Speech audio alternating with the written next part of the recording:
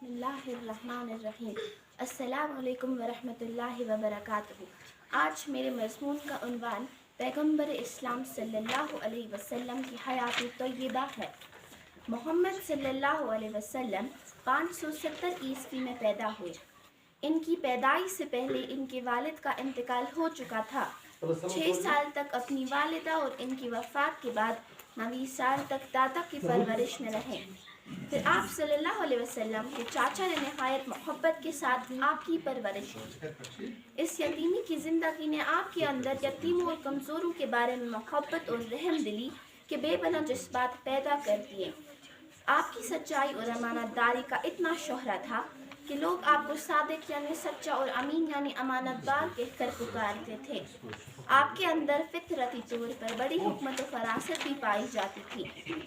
نبی بنائے جانے سے پہلے کعبۃ اللہ کی ٹوٹی ہوئی عمارت کو دوبارہ تعمیر کرنے کے مرحلہ میں مختلف قبیلوں کے درمیان سخت اختلاف پیدا ہو گیا اور اندیشہ پیدا ہو گیا کہ ایسی لڑائی جڑ جائے کہ خون کی ندیاں بہنے لگیں گی، لیکن سب لوگوں نے آپ کا حکم مان لیا اور آپ نے ایسا خوبصورت فیصلہ کیا کہ سارے لوگوں نے ہنسی خوشی قبول کر لیا۔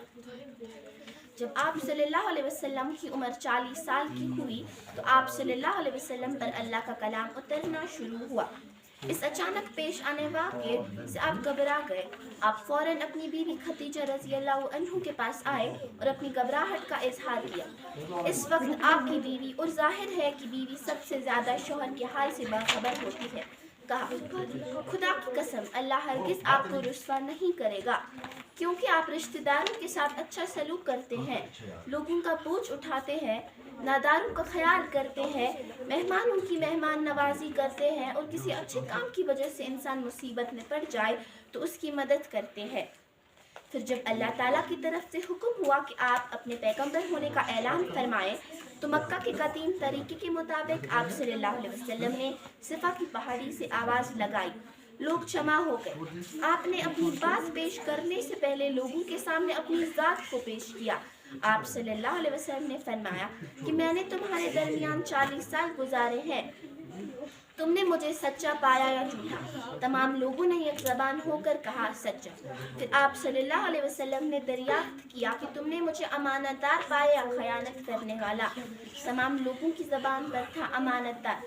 پھر آپ صلی اللہ علیہ وسلم نے مزید پوچھا، اگر میں کہوں کہ اس پہاڑی کے پیچھے ایک فوج کھڑی ہے جو تم پر حملہ کرنے والی ہو تو کیا تم اس کا یقین کرو گے؟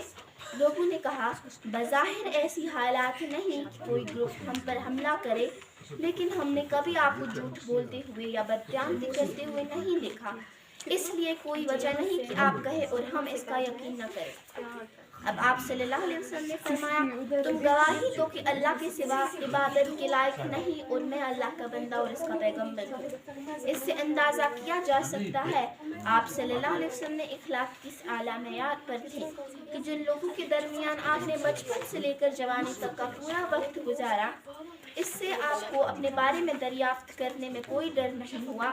اسی لیے جن لوگوں نے آپ کی دعوت کو قبول نہیں کیا وہ اس بات کی ہمت نہ کر سکے کہ آپ کے اخلاق و کردار پر انگلی اٹھائے۔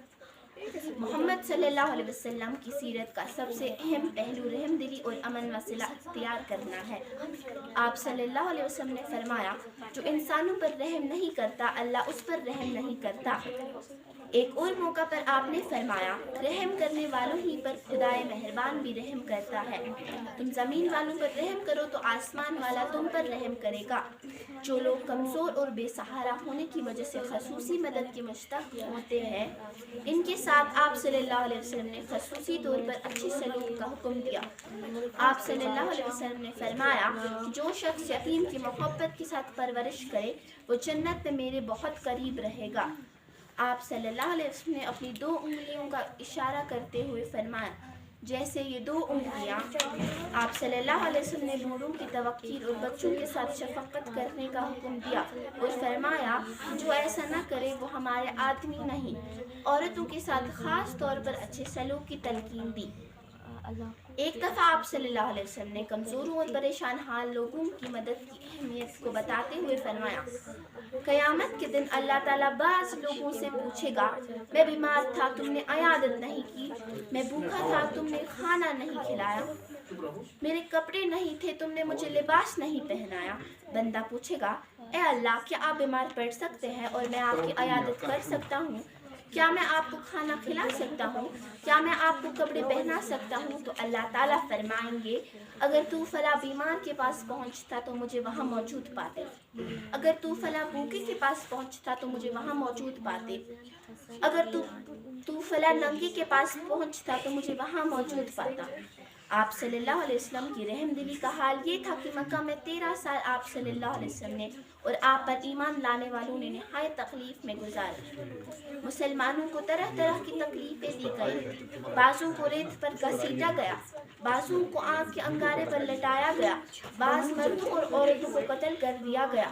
खुद आप सल्लल्लाहु अलैहि वसल्लम की घर की दहलीज पर कांटे डाले जाते, घर के अंदर कचरा फेंक दिया जाता, गले में ऊंट की ओज का फंदा डालकर मारने की कोशिश की गई, कत्ल का मंसूबा भी बनाया गया, लेकिन आप सल्लल्लाहु अलैहि वसल्लम ने इस बुरे अरसा में न कभी हाथ उठाया न अपने साथियों को उसकी इजाज़त दी।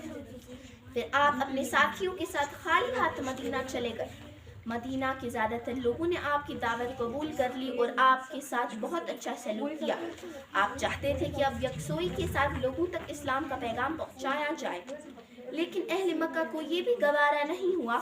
इन्होंने मुसलमानों की छोटी सी बस्ती पर अगले ही साल हमला कर दिया और बद्र के मैदान में, जो मदीना से 80 मील पर वाक़ है, जंग की नौबत आ गई।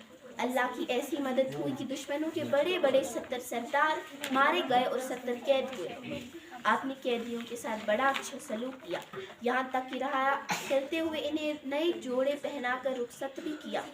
अगले ही साल दोबारा मक्का वालों ने मुसलमानों पर हमला कर दिया और ये लड़ाई बिल्कुल मदीना के सरहद पर लड़ी गई। बहुत से मुसलमान शहीद हुए, लेकिन इस हाल में भी आप हमला करने वालों के लिए दुआ ही करते रहे। 2 साल के बाद फिर अहले मक्का ने मुख्तलिफ कबीलों को अपना इत्तेहादी बनाकर मुसलमानों पर हमला किया। ये इतनी बड़ी जंगी वसाइल से मालामाल फौज थी कि मदीना की ईंट से ईंट बच जाती। आप सल्लल्लाहु अलैहि वसल्लम ने ऐसी जंगी हुकमत अमली इख्तियार की कि भला आखिर दुश्मनों को वापस हो जाना पड़ा। ये वाक़या मदीना आने के 5वें साल का था। इस ताबड़तोड़ हमला के बावजूद अगले साल आप मुसलमानों के साथ एहराम का लिबास पहनकर मक्का के लिए निकले, जो अमन और जज्बा इबादत की अलामत समझा जाता था। और अरबों की रिवायत के मुताबिक एहराम बांध कर आने वाले किसी शख्स को काबा का तवाफ करने से रोका नहीं जाता था, लेकिन फिर भी अहले मक्का ने इजाज़त नहीं दी और भला आखिर आपने लड़ाई से बचते हुए अहले मक्का की शर्तों पर सिला कर ली और वापस हो गए। अहले मक्का ने इस माहिदा का भी लिहाज नहीं रखा और मुसलमानों के हलीफ कबीले को, जो गैर मुस्लिम ही था, मक्का में दौड़ा दौड़ा कर कत्ल किया। फिर भी आप सल्लल्लाहु अलैहि वसल्लम ने लड़ाई से बचने के लिए इनसे कहा कि वो इनके खून बहा अदा कर दें, मगर इन्होंने इसे भी कबूल नहीं किया और कहा कि हमें जंग करनी है। चुनांचा जिस कबीले पर जुल्म किया गया था, इसके इसरार पर मजबूर होकर मक्का से हिजरत के 8वें साल आप अपने 10,000 साथियों को लेकर फिर मक्का रवाना हुए और ऐसी अमली इख्तियार की जंग की नौबत न आई। चुनांचा अहले मक्का ने बगैर किसी लड़ाई के हथियार डाल दिया। इस वक्त वो तमाम दुश्मन आपके सामने खड़े थे जिन्होंने आप पर पत्थर फेंका था। आप सल्लल्लाहु अलैहि वसल्लम की बेटी को तलाक दिलवाई थी, कत्ल का मंसूबा बनाया था, मुसलमानों को नाकाबिल बर्दाश्त ऐज़ा पहुंचाई थी, मक्का जोड़ देने के बावजूद बार बार हमला किया था, लेकिन आपने न सिर्फ इनके खिलाफ कोई कार्रवाई नहीं की बल्कि इनको इनके जराइम की याद दिलाकर शर्मिंदा भी नहीं किया। आप सल्लल्लाहु अलैहि वसल्लम ने इनसे फरमाया, अंतुमुल तलक़ा अला तस्रीब अलैकुमुल यौम, आज तुम सब आज़ाद हो, तुम पर कोई पकड़ नहीं। अमन व आशिकी को कायम रखने के लिए आप सल्लल्लाहु अलैहि वसल्लम ने हमेशा इसी बात की तालीम दी कि कोई मुसलमान दूसरे के लिए तकलीफ का सबब ना बने। आपने इनसे दरियाफ्त किया गया कि सबसे बेहतर मुसलमान कौन है। आप सल्लल्लाहु अलैहि वसल्लम ने फरमाया, मन सलिमन्नासु मिन लिसानिही व यदिही, वो शख्स की जिसकी ज़बान और जिसके हाथ से दूसरे लोग महफूज रहे। एक और मौके पर आपने फरमाया कि सबसे अच्छा मुसलमान वो है जिसके शर से लोग अमन में रहे। ज़्यादातर पड़ोसियों के दरमियान लड़ाई झगड़े की नौबत आती है, इसलिए आप सल्लल्लाहु अलैहि वसल्लम ने इरशाद फरमाया, من کان یؤمن باللہ فلا یؤذی جار، جو اللہ پر ایمان رکھتا ہو وہ پڑوسی کو نہ ستائے۔ ایک اور موقع پر آپ صلی اللہ علیہ وسلم نے فرمایا جس کا اللہ پر ایمان ہو اسے چاہیے کہ اپنے پڑوسی کی عزت کرے۔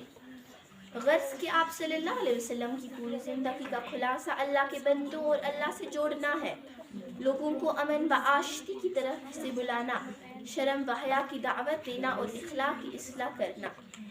آخرت، اسلام کا ایک بنیادی عقیدہ آخرت کا یقین ہے، یعنی اس بات کا یقین